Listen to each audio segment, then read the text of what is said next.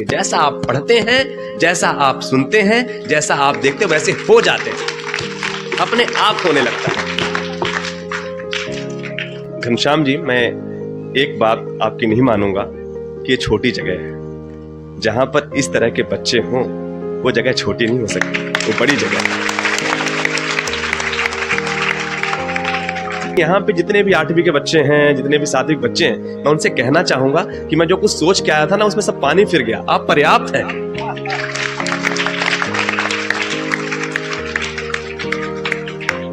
आप में अगर विश्वास है कि मैं कर सकती हूं, मैं कर सकता हूं, तो आप कर सकते हैं। ये सूत्र याद रखना, बस जीवन भर आपको काम देगा। वो छोटी सी बच्ची बोल के गई लास्ट में, क्या नाम था सर? हाँ, जानवी ने। कितना सुंदर। अब बताइए, वो आज ऐसी है, 20 साल बाद, 25 साल बाद वो कहां होगी? मेरी आवाज रिकॉर्ड रखी जाए।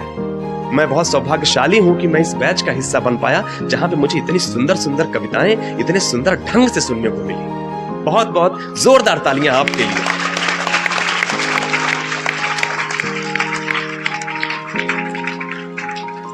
आपके साथ जो घटित हो रहा है, जो आप देख रहे हैं, सुन रहे हैं, और उसमें से जो समझ रहे हैं, उसमें से ही कविता बनती है। तो मेरे लिए मुश्किल यही थी कि मुझे घर वालों को समझाने में लंबा समय लगा कि मैं इसी में खुश रह सकता हूँ। 3 इडियट मूवी देखी आपने ना? तो वही है ना कि अब्बा नहीं मानेंगे, तो वो वाला सीन मेरे साथ भी था। लेकिन धीरे धीरे सब चीजें करते करते आज आपके साथ आया हूँ, और आप सबकी ये तालियों वाला वीडियो मेरे पिताजी के पास जाएगा, तो शायद उनको कुछ रहम आए और वो अपना प्यार बरसाएं।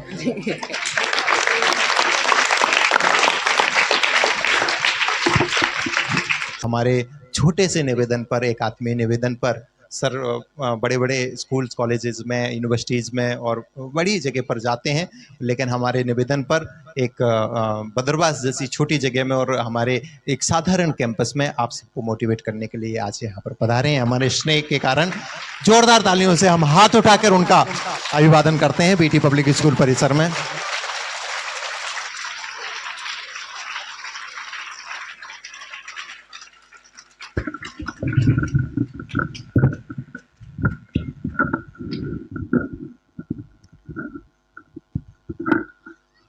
घनश्याम जी, मैं एक बात आपकी नहीं मानूंगा कि ये छोटी जगह है। जहां पर इस तरह के बच्चे हों, वो जगह छोटी नहीं हो सकती, वो बड़ी जगह है।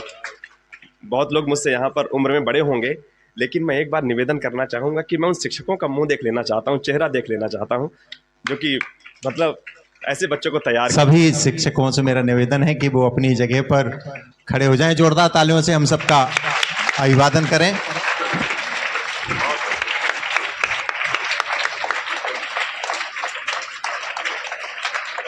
मैम, आप लोग बैठ जाइए, बैठ जाइए। बहुत बहुत धन्यवाद। बड़ा अच्छा लगता है, और कई बार विद्यालयों में जाना होता है, वहाँ पर जाता हूँ। निसंदेह बच्चे तो बच्चे हैं, लेकिन उनको जो शिक्षक पढ़ाते हैं, जो घर में संस्कार दिए जाते हैं, वो उनके विद्यालय में झलकते हैं। जब मैं इन बच्चों को देखा, इन बच्चों को सुना, इतना आनंद आया। कितनी अच्छी स्मृति है, कितना अच्छे से याद है। यहाँ पर बहुत सारे बच्चों ने मेरी कविताएं पढ़ी। सच कहूँ तो मुझे वो पूरी कविताएं नहीं याद है, और उनको इस तरह से याद है और इतने भावपूर्ण तरीके से पढ़ रहे हैं। और मैं जिनकी कविताएं यहाँ पर पढ़ी गई, कविता तिवारी जी की कविताएं पढ़ी गई, यहाँ पर चिराग जैन जी की कविताएं पढ़ी गई, रामायणधर द्विवेदी जी की कविताएं पढ़ी गई, दिनकर जी की कविताएं पढ़ी गई। सच में बहुत सौभाग्यशाली लोग हैं, बहुत सौभाग्यशाली हैं कि उनकी कविता इतनी कालजयी है कि उनकी आने वाली पीढ़ियां पढ़ रही हैं।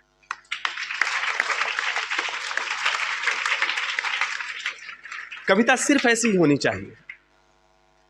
कविता ऐसी होनी चाहिए जो लंबे समय तक वो बदले ना। दिनकर जी ने बहुत पहले बोल दिया, और आज भी वो सब कुछ सटीक बैठता है। और अच्छा लगा घनश्याम जी, जो आपका चुनाव था, मुझे पता नहीं कहाँ आपके डिपार्टमेंट में किन ने चुनाव किया कि ऐसी कविताएं पढ़ी जानी चाहिए, लेकिन जिनका भी चुनाव था बिल्कुल कार्यक्रम के अनुकूल, विषय के अनुकूल, और कविताएं ऐसी कि जो आप सहज रूप से अनुभव नहीं कर सकते कि ये बच्चे पढ़ेंगे। वो बच्चे उनका शुद्ध उच्चारण के साथ पढ़ रहे थे। ये एक बड़ी बात है। एक बार आप जोरदार तालियां अपने लिए बच्चों।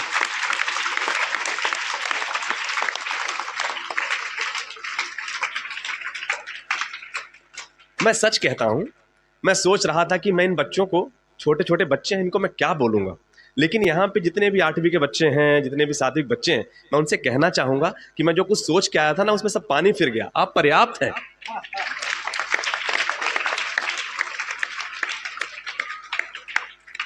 एक बड़ी अच्छी लाइन है रामचरितमानस में, आप सबको समझ में आएगी। मुझे ऐसा लगता है कि मैं अगर ये बातें कहूंगा तो वो आपको समझ में आएगी। पता नहीं मैं आपके स्तर पर उतर पाता हूं कि नहीं। एक बड़ी सुंदर लाइन है, वो याद रखिएगा हमेशा। आप जब सब बड़े होंगे उस समय पर भी ये वीडियो रिकॉर्ड हुआ जा रहा है। जेहि कर जेहि पर सत्य सनेहु, सो तेहि मिलै न कछु संदेह। जीवन में बस इतना याद रख लीजिएगा, रामचरितमानस की चौपाई आपका जीवन बदल देगी।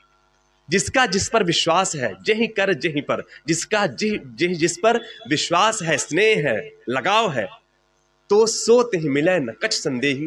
वो उसको मिलने में कोई संदेह नहीं है, वो उसको मिल ही जाएगा। आप सबने जो जो कविताएं पढ़ी, अगर उन कविताओं पर आपने अमल कर लिया तो एक बेहतर परिवर्तन आएगा। और शुरुआत ऐसे ही होती है। आप कभी मत सोचिएगा कि बाहर कहीं और जगह पे और स्टूडेंट बहुत बड़े बड़े होते होंगे, कुछ और उनके 2-3 सींगें होती होंगी, कुछ भी होता होगा। ऐसा कुछ भी नहीं होता। आप में अगर विश्वास है कि मैं कर सकती हूं, मैं कर सकता हूं, तो आप कर सकते हैं। ये सूत्र याद रखना, बस जीवन भर आपको काम देगा। हमेशा ये आप दिमाग में बिठा के चलिएगा कि जो कुछ आपने सोचा हुआ है कि मैं ये करना चाहता हूँ, ये मैं मंगाया था कल सर से, मैंने बोला था आपके कि सर ऐसा करिएगा, जो आपके प्यारे प्यारे बच्चे हैं इनसे ये पूछेगा कि सबसे कठिन काम कौन सा लगता है और सबसे सरल काम कौन सा लगता है। दरअसल ये मैं किसी कारण से किया था। कारण ये था दरअसल कि मैं देख रहा था कि किसकी क्या रुचि है, किसको क्या कठिन लगता है। लेकिन मुझे एक बात समझ में नहीं आई। अब मैं बच्चों से ही पूछूंगा, आप मुझसे सवाल पूछने वाले, सबसे पहले मैं आपसे पूछता हूँ। आप ये बात बताइए, एक आप सब एक ही क्लास के हैं, जिसको पढ़ना अच्छा किसी को कठिन लग रहा है, किसी को सरल लग रहा है, ऐसा कैसे हो सकता है? किसी को खेलना सरल लग रहा है, किसी को खेलना कठिन लग रहा है, ऐसा कैसे हो सकता है? संभव है क्या? है कि नहीं है? 8वीं वाले बच्चे, 7वीं वाले बच्चे कुछ बोलेंगे? आपके यहां से एंट्रीज आई मेरे पास, उसमें यह लिखा है कि किसी को सबसे कठिन काम लगता है खेलना, और किसी ने लिखा कि सबसे सरल काम लगता है खेलना, किसी ने लिखा सबसे कठिन काम लगता है पढ़ना, और किसी ने लिखा तो ऐसा क्यों? जब आप एक ही क्लास में पढ़ रहे हो, एक ही काम कर रहे हो, एक ही टीचर पढ़ा रहे हैं, सब कुछ वैसा ही, तो फिर ये क्यों डिफरेंस? बताइए ना। हाँ, वेरी गुड। तो क्या नाम है आपका? सुमित होना क्या चाहिए फिर? हमें क्या करना चाहिए फिर? हाँ, बिल्कुल। हाँ हाँ। अपने जैसा कैसे? मैं आप जैसा अगर बनना चाहता हूं तो मैं क्या सीख लूं?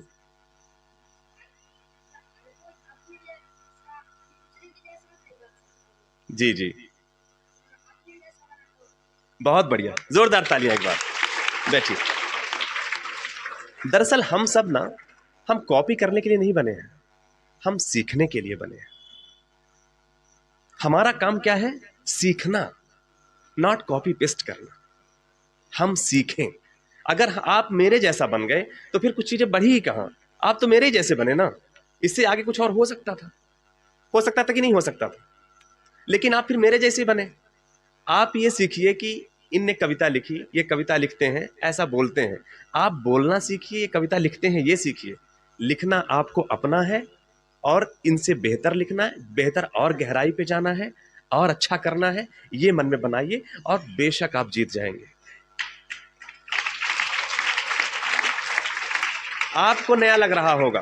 मैं आपको बताऊं, जब मैं आपकी उम्र का था तो मैं क्या करता था सर, कि मुझे बड़ी इच्छा होती थी कि ना कि मैं बोलूं, और बोलने कोई मौका देता ही नहीं था उस समय पे। तो मेरे सामने बारिश में छाता होता ना, छाता, तो गांव में से छाता रख लेते हैं ना, छाता ऐसे रख लेते हैं सामने की, जब पानी वो हो जाए तो पानी जब उसका निथर जाए पूरा, उसके बाद उसको घर में रख लेंगे। तो मैं छाते की हाइट का आता था, तो वो छाता जो रखा रहता था तो मैं उसके सामने खड़ा हो जाता था और वहां से बोलता था, वो छाते वाले में।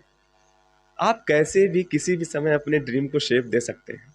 अगर आप अपने मन में बनाए हैं कि कुछ हो सकता है तो 100% हो सकता है। मुझे लगता है कि मुझे और कुछ बोलने की आवश्यकता नहीं है आपको। आप अपने भीतर की, आप अपने सब भीतर, वो छोटी सी बच्ची बोल के गई लास्ट में, क्या नाम था सर? जानवी। हाँ, जानवी ने, कितना सुंदर। अब बताइए वो आज ऐसी है, 20 साल बाद, 25 साल बाद वो कहां होगी? मेरी आवाज रिकॉर्ड रखी जाए।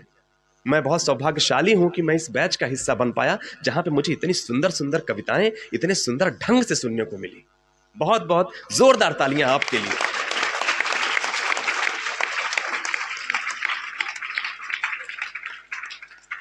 यहां पर झांसी की रानी पर वो कविता, तिवारी जी कविता किन्ने पढ़ी थी?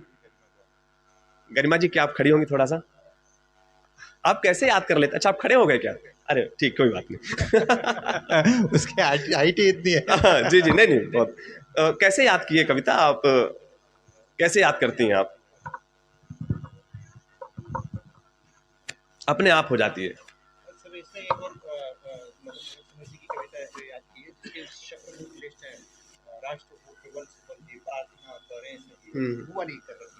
बहुत बढ़िया, मैं आपसे आखिर में सुनूंगा भी। आखिर में मैं आपको बैठ जाइए छोटी, बैठ जाइए। दरअसल इन्होंने वो कविता कैसे याद कर ली? इन्होंने क्या जवाब दिया कि मैंने बार बार पढ़ा। जीवन में हम सीख जान ले, सब कुछ लेते हैं। आपको पता है ना, साइकिल चलाना यहाँ पे किसी किसको उससे पूछूंगा वो भी बताएगा। बच्ची, साइकिल कैसे चलाते हैं बताओ? आपको आती साइकिल चलाना? यहाँ पे किसको साइकिल चलाना नहीं आती? नहीं नहीं, इज्जत पे कोई सवाल नहीं है, उठाइए। नहीं आती? नहीं आती क्या? अच्छा, किसको नहीं आ रही है? अच्छा, खड़ी हो जाएं जो हमसे बात कर सकेंगी, जो आप, जिसको नहीं आती हो। आपको नहीं आती? अच्छा अच्छा, लेकिन साइकिल चलती कैसे आप बता सकती हैं मुझे कुछ? जैसे मान लिया किसी को काम ही है चलाने का, तो आप उसको बता सकती हैं? मतलब साइकिल कैसे चलाई जाती है, सबसे पहले क्या करना पड़ता है आपके हिसाब से? माइक दे दीजिए प्लीज।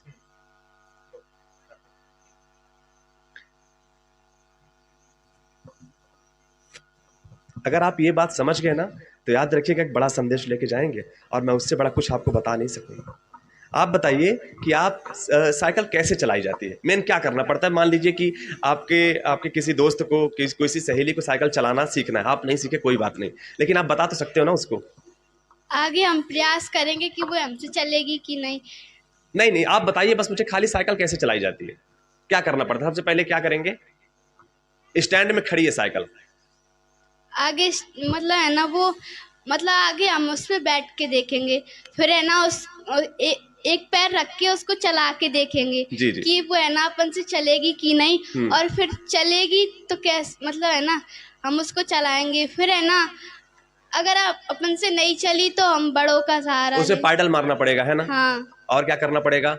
हैंडल पकड़ना पड़ेगा। हाँ, हैंडल पकड़ना पड़ेगा, और फिर हम उसको चलाएंगे। फिर वो ऐसे ही हम है ना धीरे धीरे अभ्यास करेंगे तो वो साइकिल चलने लगेगी। और कोई है जो बताएंगे? हाँ छोटे, बताइए साइकिल, आप बताइए, बताइए जी।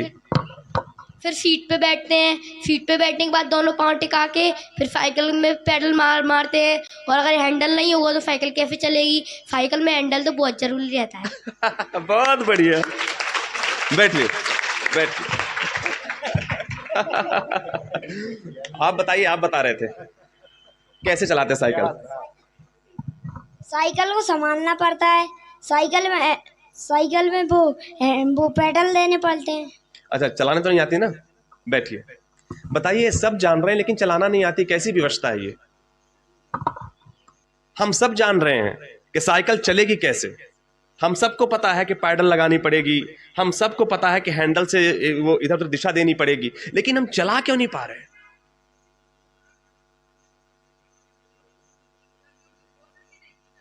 अभ्यास नहीं किया जा रहा। जोरदार तालियां। बात समझ में आई? हम सब कुछ जानते हैं, जानना पर्याप्त नहीं है, उसको अमल में लाना पर्याप्त है। जब हम सीख तो लिए, कितना बढ़िया से बताया उनने, इतना बढ़िया से कि दिशा क्या होगा, हैंडल से क्या कैसा नहीं हो पाएगा उसने बताया, लेकिन बंदे को साइकिल दे दो पलट जाएगा गिर जाएगा। लेकिन बार बार जब वो उस मेथड का, उस ज्ञान का उपयोग करेंगे तो बार बार वो साइकिल चलने लगेगी। सबसे पहले क्या होगा साइकिल चलाने में, जब शुरू में आपने साइकिल चलाई होंगी, चलाते होंगे, तो अभी आपको किस में, पैडल में भी ध्यान देना पड़ता है, इधर मैं पकड़ा हुआ हूं वो भी ध्यान रखना पड़ता है, हैंडल में भी ध्यान रखना पड़ता है ना, कि कहीं इधर उधर ना हो। जब आप रोज रोज चलाएंगे तो आपको पैडल से ध्यान हट जाएगा, पैडल अपने आप चलेगी, फिर आपको ध्यान किस में देना पड़ेगा, हैंडल पे। और कुछ दिन बाद क्या हो जाता है, कैसे गलियों में घुमाते हैं आप, भरी सिटी हो, भरी वो हो, और फिर आपको सोचना पड़ता है क्या, अपने आप इधर उधर होती है ना। ये कैसे हुआ, जो रोज मैदान में आपने प्रैक्टिस करी, जो घर से आप साइकिल लेके भागे और दौड़ाए, उससे हुआ। अभ्यास करिए।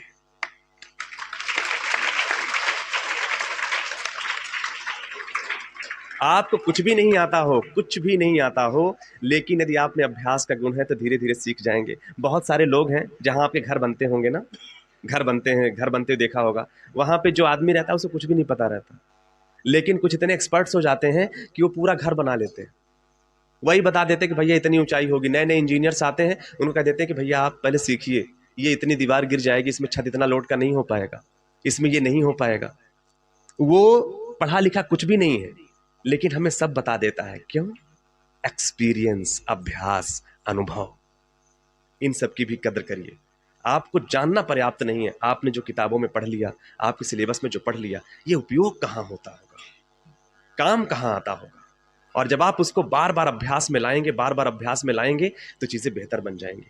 लेकिन यदि आपने नॉलेज से किया है, एक अनुभव अलग है, लेकिन जब आप पढ़ लिख करके करेंगे तो और बेहतर होगा और शानदार होगा।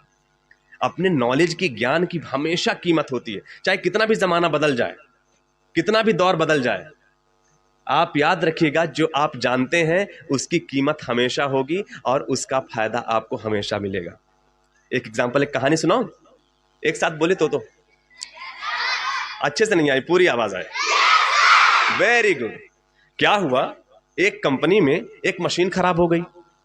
मशीन खराब हो गई तो उस कंपनी ने 2-4 मैकेनिक रखे हुए थे, अच्छे मैकेनिक थे।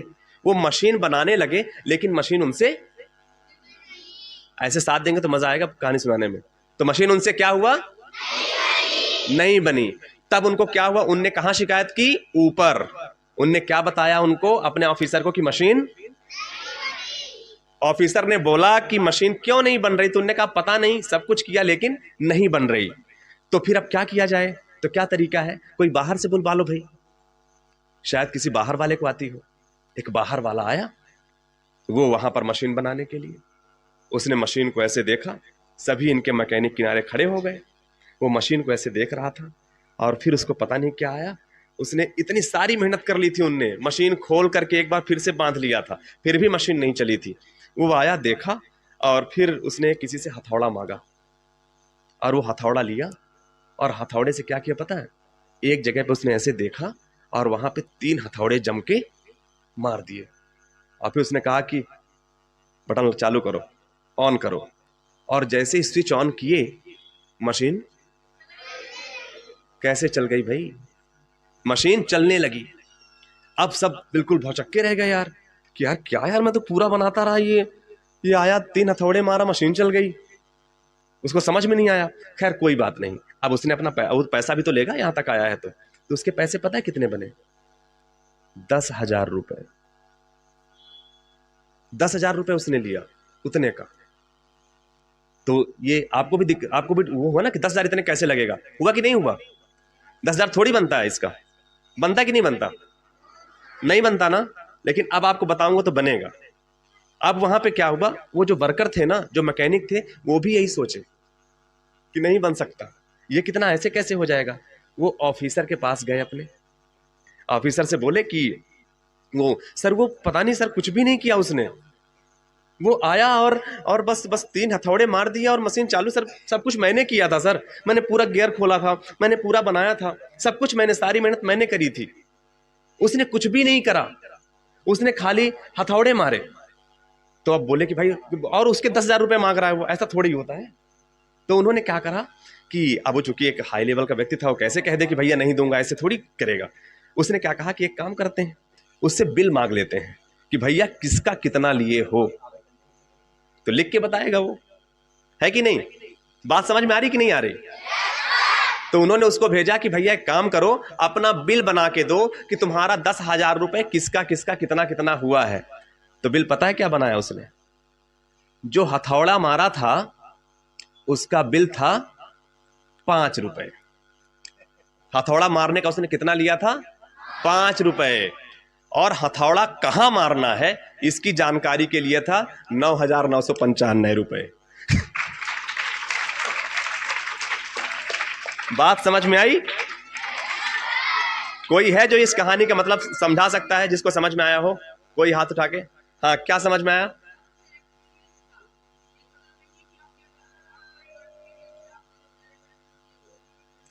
वो उसका नॉलेज काम आया भाई। उसने नॉलेज को पता था कि यहां पे 3 हथौड़े मारूं कहानी खत्म हो जाएगी, और उसने तो हथौड़ा मारने का कितना ज्यादा थोड़ी लिया, 5 रुपए ही लिया उसने, लेकिन हथौड़ा कहां मारना है, बाकी लोग के पास भी तो हथौड़ा था, तो क्यों नहीं मारे अभी तक? तो हथौड़ा कहां मारना है इसके कितने थे? 9,995 रुपए।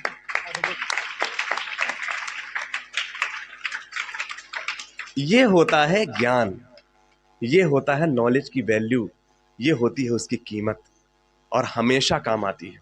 जो आप सीखते हैं वो कभी भी बेकार नहीं जाता, कभी भी बेकार नहीं जाता। याद रखिएगा, आपने जिस चीज को मन से सीखा है वो आपकी रोजी रोटी भी चला देगा, आपका गुजारा भी कर देगा, आपको जो चाहिए वो दे देगा। हाँ, ये अलग बात है कि आपको समय लग जाए। बच्चों, आपको समय लग सकता है, किसी को जल्दी मिल जाता है, किसी को पहले मिल जाता है, किसी को थोड़ा बाद मिलता है, लेकिन मिलता जरूर है।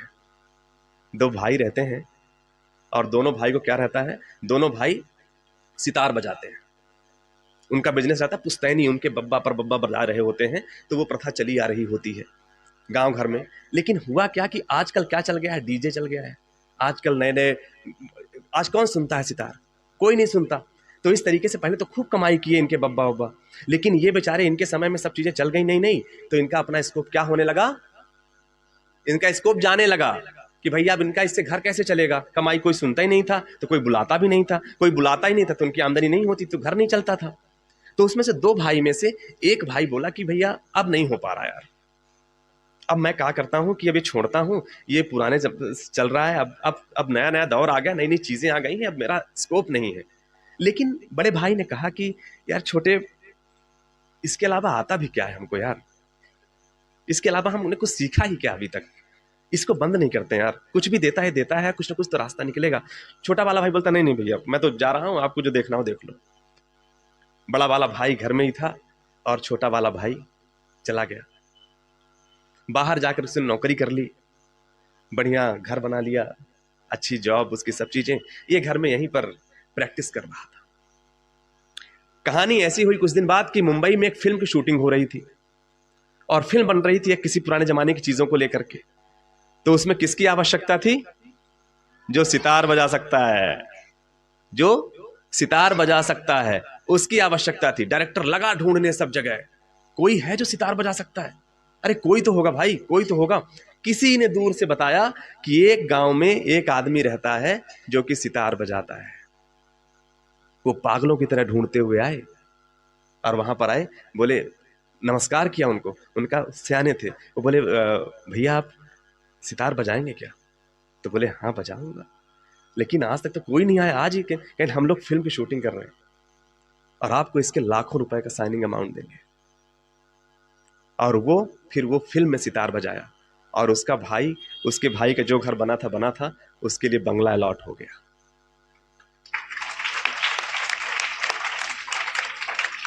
जब आप अपने हुनर के लिए मेहनत किए रहते हैं ना, जब आप अपने हुनर के लिए उसकी कीमत अदा किए रहते हैं ना, तो वो आपको ईश्वर पलट के देता है। ये बात याद रखिएगा, जादू होता है वहां पर। किसी भी काम को आप यहां से बढ़ करके जाएंगे, अभी तो आप बहुत सब छोटे हैं, कई साल हैं, लेकिन जो 8वीं वाले बच्चे, उनके करीब की बात है कि जाएंगे तो आर्ट्स लेंगे, कॉमर्स लेंगे, कोई गणित विषय में लेगा, कोई और विषयों में लेगा, कोई मास कम्युनिकेशन करेगा, विभिन्न प्रकार के। लेकिन कभी भी किसी को नीचा मत दिखाना। ये बैच से मैं ये उम्मीद करता हूं कि ये बैच कम से कम सभी का सम्मान करेगा।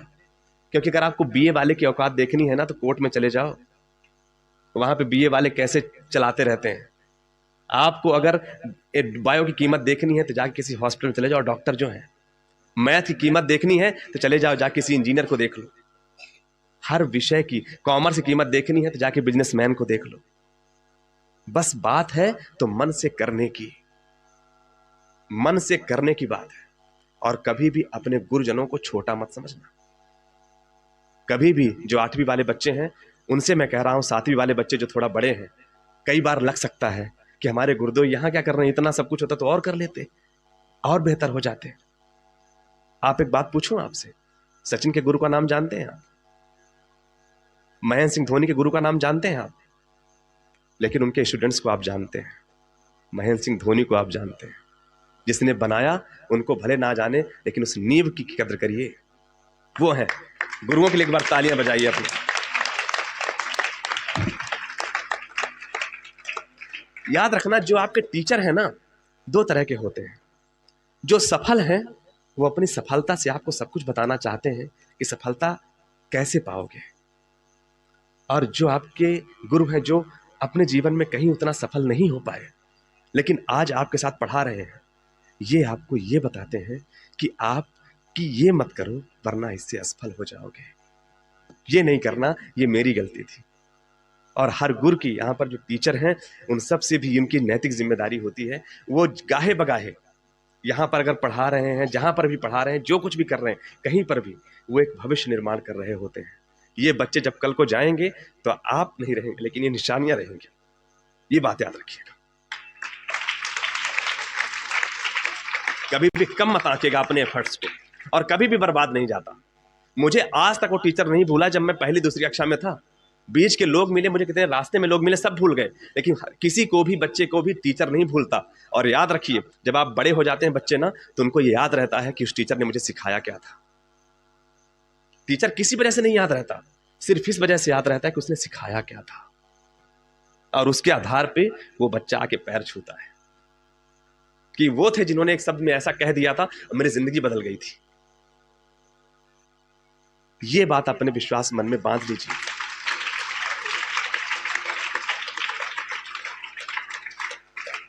जीवन में हमेशा उतार चढ़ाव चलेंगे। आपको क्या लगता है कि स्कूल पूरी होने के बाद सब कुछ अच्छा हो जाएगा? हम लोगों से पूछिए, क्या अच्छा हो जाएगा? लेकिन अच्छा है। हम जहां पर रहे ना, अभी हमारे सूत्रधार जो थे, जिन्होंने संचालन किया पूरे कार्यक्रम का, उसने एक बड़ी अच्छी बात कही कि जो दुख में, कौन सा श्लोक था गीता का, किसने पढ़ा था? गीता का श्लोक आपने पढ़ा था, हाँ देख लीजिए। हाँ, उन्होंने कहा था कि दुख सुख में एक समान रहे, वही मुक्ति के योग्य है। वो मुक्ति तो उसको हमेशा है। जब दुख हुआ, चलो ठीक है भाई, आया है चला जाएगा। सुख हुआ, भैया सुख है, ठीक है एंजॉय करते हैं, लेकिन उसमें भी हमें अपने आप को स्थिर रखना है। कहने का मतलब ये कि कभी भी आपको अपनी उपलब्धि पर, यहाँ क्लास में बहुत सारे बच्चे होंगे, बहुत सारे बच्चे जो पढ़ने में टॉपर होंगे, वो जो थोड़े कमजोर होंगे, उनको अपना लगता हो कि यार भाई इससे मैं बात ना करूं, ये बच्चे कैसे, क्या कैसा, ये नहीं। सबके प्रति समान भाव रखना। आप नहीं जानते कि जो बच्चे को आप आज गधा बोल रहे हो, जिस बच्चे को आप अच्छा बुरा बोल रहे हो, कुछ भी बोल रहे हो, वो बच्चा कल को क्या कर सकता है। आपको सिर्फ अपना ध्यान देना है और सबको साथ में लेके चलना है। यहां पर सबसे कौन है? आप ही लग रहे हैं, आप आइए।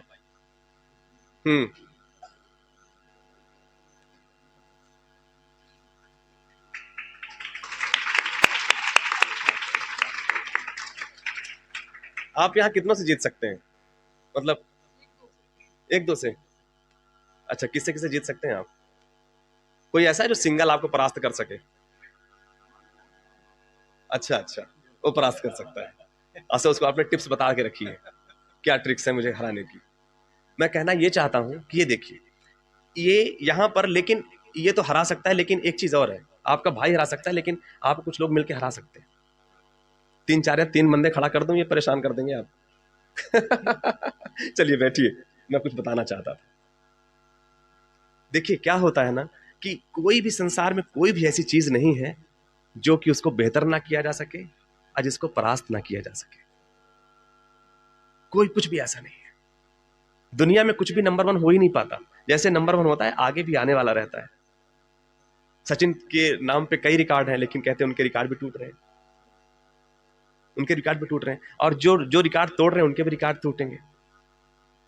कहने का मतलब ये कि आप जितना कुछ भी कर रहे हैं, बस अपना बेहतर देते जाइए, भरपूर बेहतर देते जाइए, बिना कुछ सोचे समझे। अपना अच्छा काम चूज करिए, ऐसा काम चूज करिए जिसके कि लोगों का कल्याण हो, कुछ बेहतर हो, कुछ नया, और आप अपना भी बेहतर करें। खूब पैसे कमाएं, लेकिन ईमानदारी से। खूब उन्नति करें, बढ़िया घर बनाएं, लेकिन ईमानदारी से। इसमें करेंगे तो आपके पास कभी नहीं भी हुआ ना तो गुमान नहीं होगा, कभी भी हुआ ना संतुष्टि रहेगी। थोड़ा है यार, लेकिन